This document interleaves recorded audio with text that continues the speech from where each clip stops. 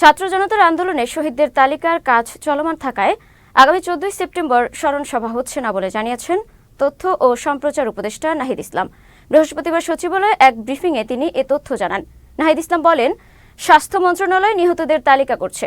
এখন পর্যন্ত নিহত 728 জনের তালিকা পাওয়া গেছে। আহত হয়েছেন 20,263 জন। চূড়ান্ত তালিকা আসার পর স্মরণ সভার তারিখ নির্ধারণ করা হবে। এ সময় স্মরণ সভার বাজেটে বিভ্রান্তির বিষয়েও কথা বলেন উপদেষ্টা নাহিদ ইসলাম।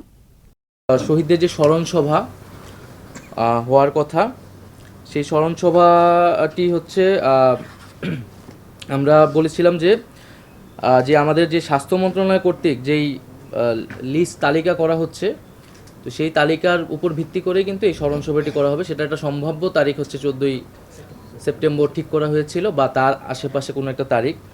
তো ওই তালিকাটা যেহেতু অনগোয়িং, সেই জন্য 14 তারিখেই স্মরণ সভাটি করা হচ্ছে না। মূলত তালিকাটি আরও চূড়ান্ত হলে এই তালিকার উপর ভিত্তি করে আমরা শহীদদের স্মরণ সভাটি আয়োজন করব।